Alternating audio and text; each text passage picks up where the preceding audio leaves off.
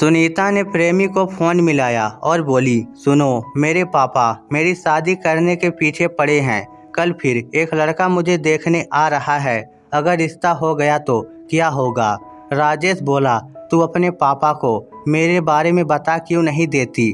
बोल दो मुझसे प्यार करती हो, शादी भी मुझी से करोगी। सुनीता बोली, क्या बोलूं पापा को, तू अभी काम धंधा कुछ करता नहीं है, अपने पापा की कमाई पर पल रहा है। दूसरी बात, पापा से अपनी इश्क के बारे में बताना आसान है क्या, सोचते हुए डर लगता है। राजेश बोला, कोशिश कर रहा हूँ कुछ काम शुरू कर दूँ, पर यार पैसे नहीं हैं। मगर कुछ भी हो जाए तुम सगाई मत करना, वरना मैं तुम्हारे बिना जी नहीं पाऊंगा बाबू। सुनीता बोली, मैं भी तुम्हारे सिवा किसी और के साथ जिंदगी गुजारने की सोच भी नहीं सकती यार। फिर दोनों इश्क मोहब्बत की दुनिया में खो गए, वादे करने लगे, कस्में खाने लगे।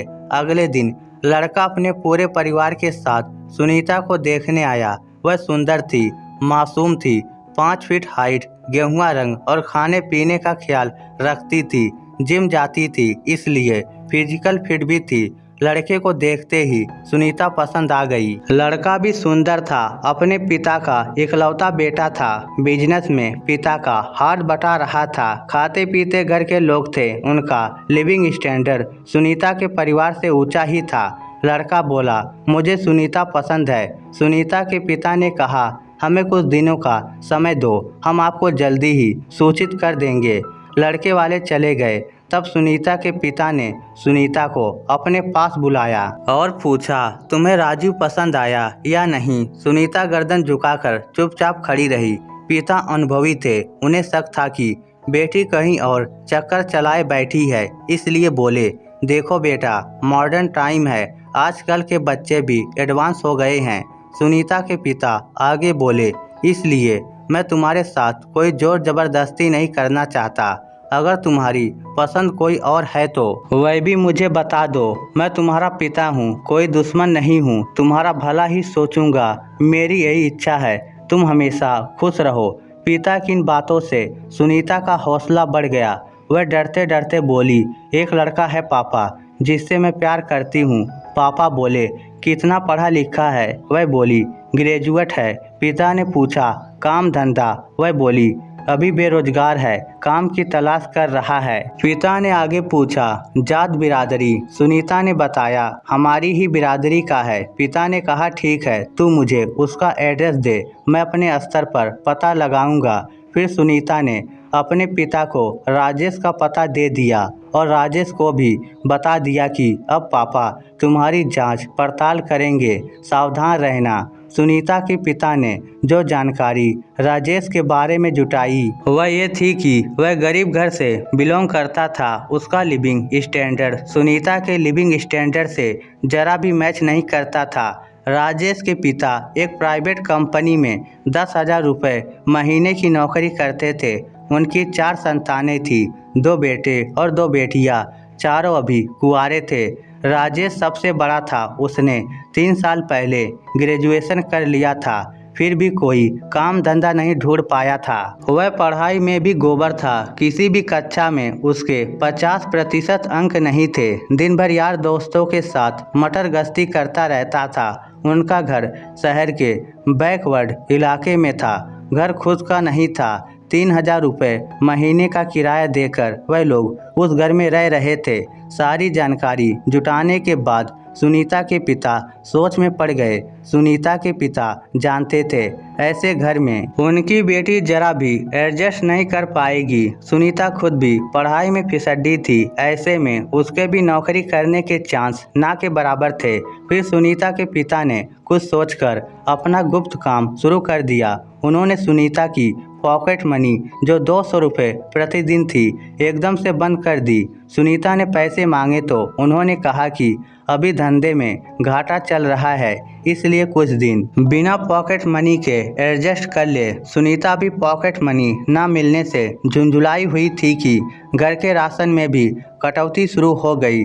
ड्राई फ्रूट्स और फ्रूट घर में आने अचानक से बंद हो गए।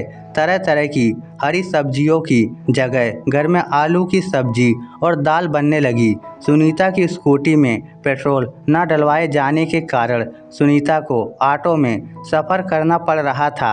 घर के वाईफाई का रिचार्ज भी नहीं करवाया गया, उससे भी घर में तहलका मच गया। सुनीता इतनी परेशान हो गई कि रोज भगवान से प्रार्थना करती कि भगवान पापा के कारोबार में फिर से बरकत दे दें। जून का महीना चल रहा था, भयंकर गर्मी का मौसम था और एक दिन अचानक सुनीता के कमरे का एयर कंडीशन खराब हो गया था। सुनीता ने पापा से कहा, पापा एसी खराब हो गया है, मैकेनिक को बुलाकर ठीक करवा दो। पापा बोले, बेटा अभी पैसे नहीं हैं, 1-2 दिन एडजस्ट कर फिर देखता हूँ। उस दिन सुनीता दिन में मम्मी के कमरे में पड़ी रही, क्योंकि वह एसी की इतनी आदी थी कि उसके बिना एक पल भी नहीं रह सकती थी। मगर रात को उसने देखा कि पापा और मम्मी दरवाज़ा बंद करके एसी चलाकर सोए हुए हैं। वह भाई के कमरे के पास गई तो देखा वह भी कमरा बंद करके सोया हुआ था। वह झल्लाती हुई अपने कमरे में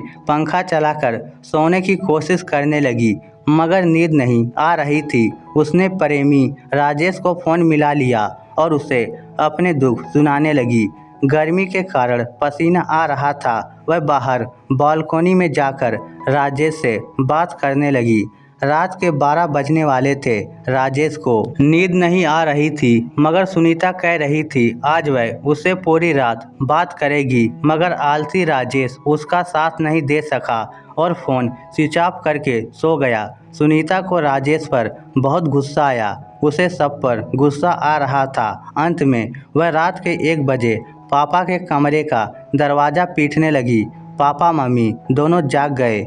पापा बाहर आकर बोले, ये क्या नादानी है, मैं वैसे ही धंधे को लेकर परेशान हूँ और तू मुझे चैन से सोने नहीं दे रही है। सुनीता का गुस्सा भी 7वें आसमान पर था। वह बोली, आप सब एसी चलाकर सो रहे हो, मेरे बारे में कोई नहीं सोच रहा मैं कितनी परेशान हूँ।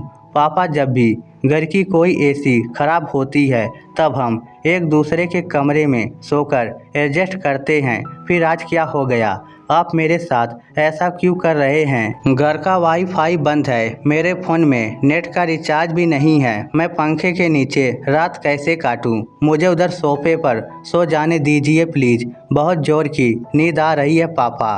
पापा बोले, तू एक दिन भी बिना एसी की नहीं गुजार सकती क्या? सुनीता आंखों में आंसू भरकर बोली, नहीं गुजार सकती पापा, देखो कैसे पसीने में भीग गई हूँ, मेरे कपड़ों में बदबू आने लगी है। पापा बोले, जिस राजेश से तू शादी करना चाहती है उसके घर में भी एसी नहीं है। एक एसी का महीने में 7,000 रुपये की बिजली खा जाती है, उतने में उस घर का पूरा राशन आता होगा। जो लड़का 3 साल से पढ़ाई के बाद आवारा घूम रहा है, अपने पिता की जरा भी हेल्प नहीं कर रहा, उससे मैं क्या अपेक्षा रखूं? क्या वह मेरी बेटी को खुश रख पाएगा? मैं प्यार का दुश्मन नहीं हूँ, मैं यही चाहता हूँ मेरी बेटी खुश रहे। मगर तू बैठकर विचार कर, भावुकता में ना सोचकर एक बार प्रैक्टिकल होकर सोच, फिर मुझे बता कि तू उसके साथ एडजस्ट कर लेगी क्या? तू नाजों में पली है, तुझे डाइटिंग के लिए ड्राई फ्रूट, फल और महंगी सब्जियां चाहिए होती है। तुम्हारी जिम, खाना, स्कूटी और कपड़े और पॉकेट मनी पर मैं हर महीने कम से कम 30,000 रुपये खर्च करता हूँ। 7,000 की लाइट और जोड़ ले जो तुम्हारी एसी में खर्च हो जाती है। महलों में रहकर झोपड़ी के सिर्फ ख्वाब देखने में ही आनंद मिलता है। हकीकत के धरातल पर उतरकर जिंदगी गुजारना बहुत मुश्किल है। उस लड़के से शादी होने का मतलब है तुम दोनों की जिंदगी खराब करना। ना तू चैन से रहेगी, ना उसको और उसके परिवार को रहने देगी। तू एक नंबर की आलसी है, तुझसे घर का काम जरा भी नहीं होता, जबकि वहाँ तो तुम्हें बहुत कुछ करना पड़ेगा। तू क्या समझती है मैं सो रहा था? मैं भी तेरे साथ जाग रहा हूँ, ये देखने के लिए कि बेटी को नींद आई कि नहीं। तुमने उस लड़के से बोला कि आज रात वह तुमसे बात करे ताकि तेरी रात कट जाए, मगर वह तो फ़ोन स्विच ऑफ करके सो गया। जो लड़का एक रात तेरे लिए नहीं जाग सकता, क्या वह जीवन भर तुम्हारा साथ निभा पाएगा? मुझे धंधे में कोई नुकसान नहीं हुआ, मैंने जानबूझकर यह सब किया ताकि तुझे एहसास हो जाए कि बिना पैसों के तुम जैसी लड़की के लिए ज़िंदगी गुजारना बहुत मुश्किल है। फिर उसके पापा उसके कमरे में गए, एसी को ठीक किया और बोले, तेरे पास 2 दिन का टाइम है, मुझे सोच कर बता देना तुम्हारी शादी किस लड़के के साथ करनी है, राजीव के साथ या राजेश के साथ। तू जो कहेगी उसके साथ तेरी शादी कर दूंगा। राजीव अच्छा लड़का है, फिर भी मैं कोई गारंटी नहीं लेता कि तेरी शादी उसके साथ सफल रहेगी, मगर इतना जानता हूँ कि वहाँ तुम्हारी बुनियादी ज़रूरतों की वजह से तुम्हारा रिश्ता नहीं टूटेगा। बाकी शादी के बाद सबको अपने हिसाब से एडजस्ट करना ही पड़ता है, जो तुम्हें भी करना पड़ेगा। इतना कहकर सुनीता के पापा अपने कमरे में चले गए। सुनीता रात भर सोचती रही, फिर सुबह तक उसने फैसला ले लिया। उसने राजेश को ब्लॉक कर दिया और पापा से बोली, मैं वही शादी करूंगी जहां आप चाहोगे, क्योंकि मुझे समझ आ गई है कि आपसे बेहतर अच्छा मेरे लिए कोई नहीं सोच सकता। इस स्टोरी को लेकर आपकी क्या राय है, नीचे कमेंट करके हमें ज़रूर बताइएगा। धन्यवाद।